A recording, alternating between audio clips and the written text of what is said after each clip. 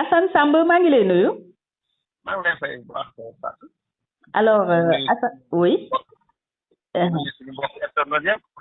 jërëjëf namm nañu la xam naa très bientôt incha allah alors Assane incha allah. Assane ñu bëgg tàmbali am sa gis-gis déjà ci démission yi am sànq assemblée nationale lecture ban nga ci def le premier vice-président et le second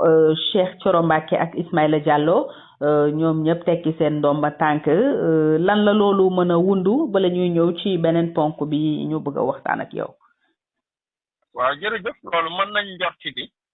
lenn rek amaana moo ko mën a sabab mooy ñu bëgg a jox seen poste ak ñenn ñi nga xam ne jóge nañ ci yenn ministères yi.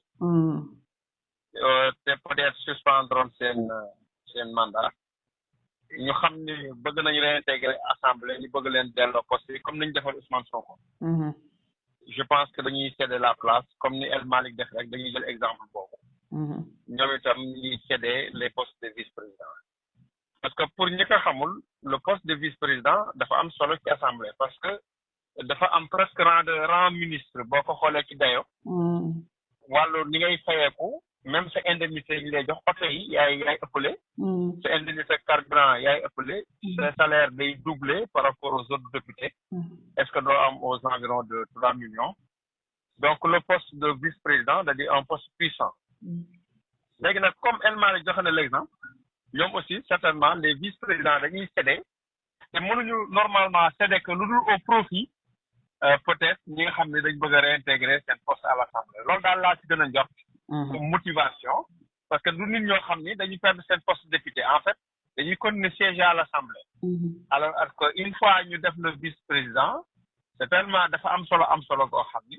mënoo ko démissionner sans que ngeen waxtaane ko du point de vue politique donc loolu ma jàpp ni ci seen biir parti dañoo bëgg ñoo xam dañ leen bëgg a dëgëral assemblée pour ñu gën a mën a nekk ci wetu Sonko Ousmane Sonko président pour mën a gën a doxal bureau assemblée nationale peut-être daal yaakaar naa loolu moo mën a nekk motivation. alors Assane leneen li ñu bëgg a am sa jàngat mooy li communiqué bureau assemblée xamal ñu à part ñaari démission yooyu muy que bureau bi nee na examiné na ba déclaré recevable benn proposition de loi boo xam ne liñ ci jublu mooy réviser la constitution ñu ne proposition boobu benn groupe député moo ko porté et mu ngi intégrer toutes les observations issues de la décision du Conseil constitutionnel numéro 4 C26 du 25 mai 2026 mooy li Conseil constitutionnel tontu président Bassirou Diomaye Faye bi mu ko laajee avis ci avant projet yi nga xam ne fësaloon na ko pour bëgg a indi ay coppite ci constitution bi ñu ne itam conformément aux dispositions de l'article 69 alinéa 4 du règlement intérieur de l'Assemblée nationale la dite proposition sera transmise au président de la République pour avis. Enfin, la conférence des présidents réunie ce jour a adopté le calendrier de travail des affaires en instance. muy li nga xam ne njiitu réew mi bëggoon na ko def ba conseil constitutionnel wax ko ci xalaatam assemblée nationale loolu la nar a def ndax nee na proposition de loi boobu waxuñu ñen ñoo ko porté mais ay député sandu Pastef la intégré na toutes les observations Assane loolu nuñ ko mën a jàppee. loolu day dafa yéeme ndax su fekkee président dafa am projet de loi bu nekk en cours nekk circuit bi jëm ci réforme institutionnelle yi comme moom moo demandé woon dialogue nekk ci rôle am di doxal assemblée jukki ci L29 L30 dem indi ko ba président pour rek peut-être masla mu promulguer ko alors ñu wëlbati ko bëggaat nag indi réforme générale sur les institutions alors que président mu ngi am projet de loi ñoom ñu bëgg a indi proposition de loi buy wujjee ak projet de loi bi à partir de ce moment-là je pense que dualité institutionnelle ak dualité la ñuy indi au niveau du pays dualité bu metti boo xam ni guerre bu la boo xam ni entre benn projet de loi ak benn proposition de loi te li ñuy jàpp ni mooy ñoom dañoo bëgg a indi seen réforme bopp yoo xam ni les réformes institutionnelles yi ñu bëgg a indi ci réew mi modifier ko bu ko li yoon maye ñu jéem ko modifier pour wàññi le maximum possible pouvoir président de la République muy Diomaye wàññi ko wala sax fekk def ko un président symbolique ba nga xam ne ñoom dañ mën a doxal seeni affaire loolu nag day nuru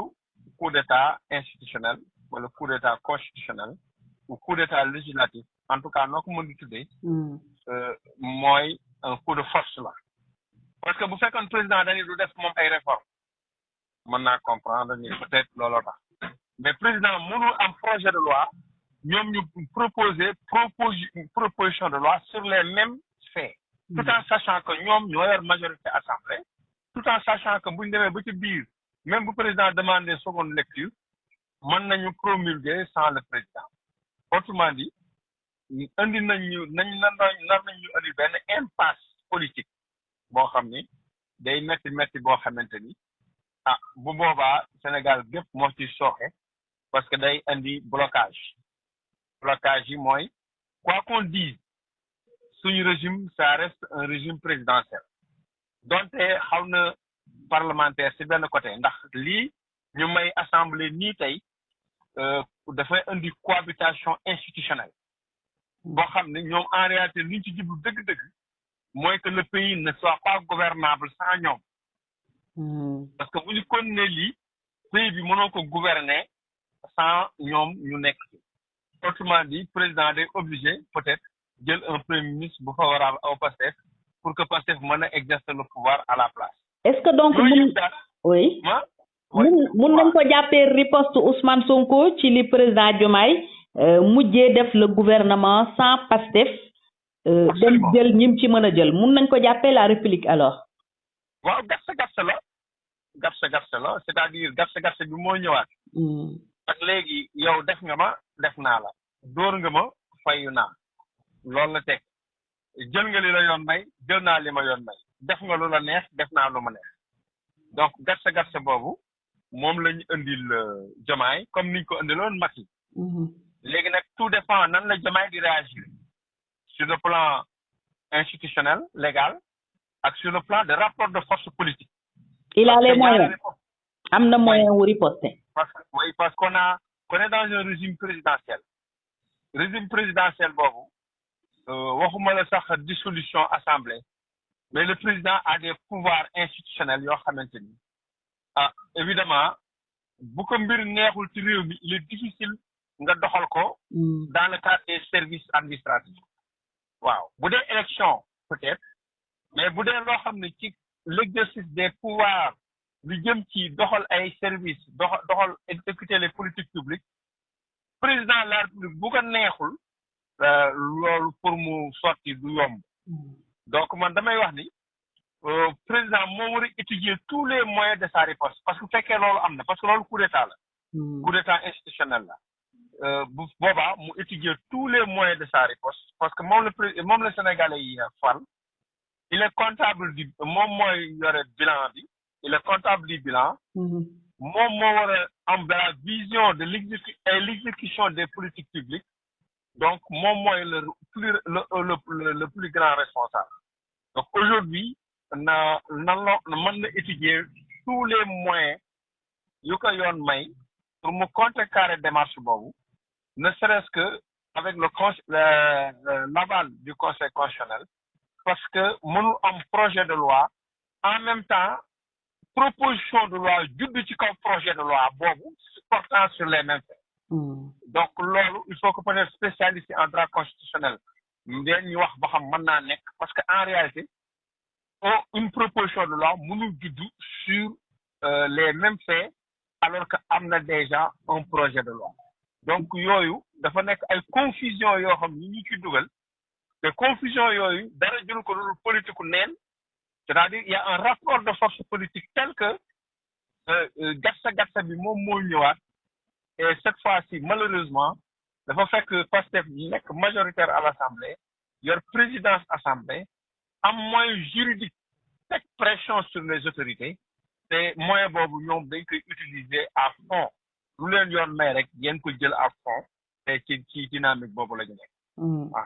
alors ku mel ni Madiambal Assane annoncé woon na bi Ousmane Sonko di bëgg a dem assemblée lu mu jàppee aussi coup d'état ndax nee na Sonko di dafay nekk ci dynamique u destituer le président Bassirou Diomaye Faye noonu sax la ko waxee woon ne dina ko accuser de haute trahison destituer ko s'autoproclamer président xëy na am obligation wu organiser aussi une élection présidentielle est-ce que mun nañu ragal ñu yegg ci loolu. buñ fa yeggee Sénégal nag dooni loolu lii mënul am Sénégal moom bul wax bu lii mënul am lépp mën na am mais je ne crois pas que le président toog di seetaan ba ñu yegg ba ñu ràbb tout un scénario de destituant je n'y crois pas léegi nag tout est possible si réew mi parce que scénario yëpp ñu mën a nekk la parce que guerre politique lañ nekk bu ñu nekkee si guerre politique ku nekk da nga utiliser les moyens conventionnels ak non conventionnels pour mën a atteindre ses objectifs du coup mënuñu dàq dara benn scénario la destitution du président l'inculpation pour haute trahison xamuñu fu ñu koy teg et yenn motivation ainsi de suite parce que ñoo yor assemblée donc ñoo yor assemblée te ñoom majoritaire assemblée mais actes yi ñuy posé moo dugal nañu léegi nag ci cohabitation institutionnelle bu forte léegi nekk ci cohabitation douce ak cohabitation seulement politique on est maintenant dans une cohabitation institutionnelle à partir de ce moment-là ku ci nekk ci ñoom avec ses conseils juridiques ñu étudier tous les voies et moyens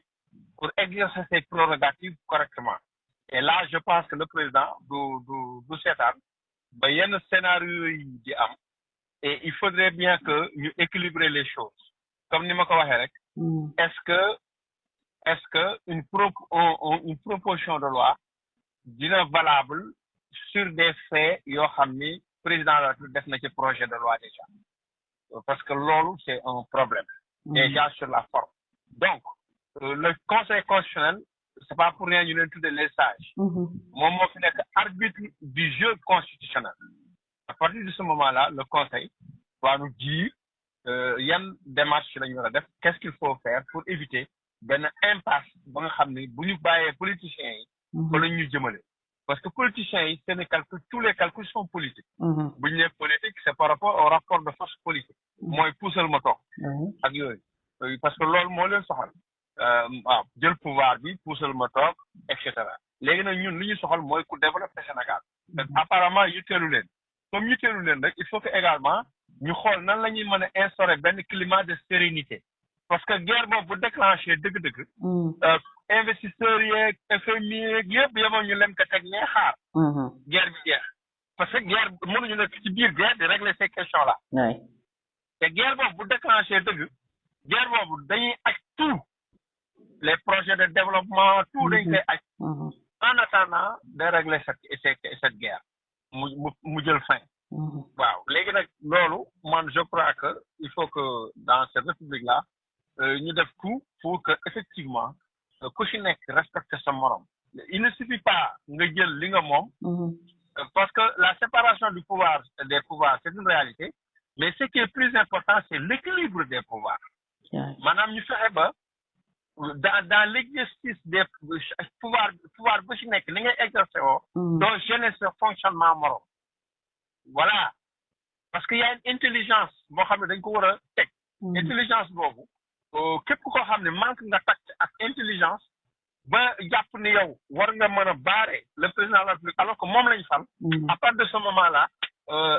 nan la république bi war a comporter wu par rapport à toi parce que yooyu aussi c'est des choses extrêmement importantes mënoo wujjeeg président dugal projet de loi nga dugal proposition de loi sur les mêmes faits tout en disant que man naa yor assemblée donc proposition bi laay examiner du ma examiner le projet voilà donc l'assemblée est autonome mën nañ poser seen acte réglementaire acte parlementaire du moins di def seen acte parlementaire acte yoo xam ne c'est des actes d'assemblée mais on ne peut pas permettre à l'assemblée de bloquer systématiquement le fonctionnement de la République parce que simplement un parti politique majoritaire moom moo fa nekk.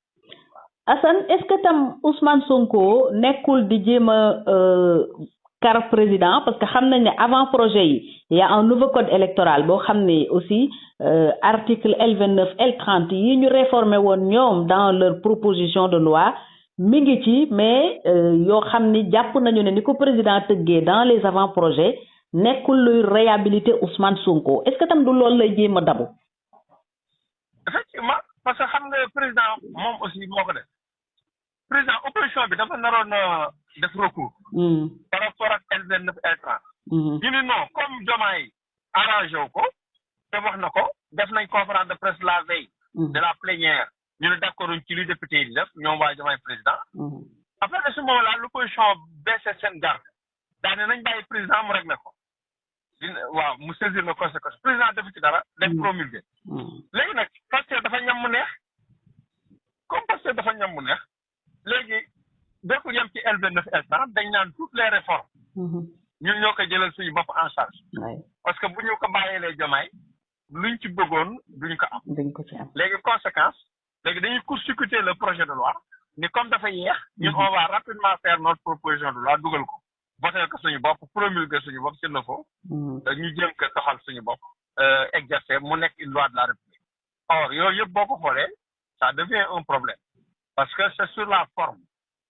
parce que le droit c'est pas seulement le fond. Est-ce que donc son principal problème ce n'est toujours pas sa candidature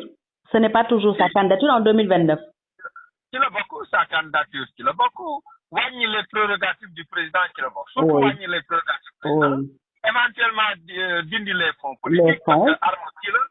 Guy Marius d'ailleurs mi ngi fàttali li Ousmane Sonko waxoon 8 novembre ci fonds politique yi ne c'était dans un délai de 3 ans et mu ne Ousmane Sonko waxoon na ne on n'est pas encore sorti des 3 premières années du régime de Diomaye. voilà léegi lépp lu ci bëgg a def rek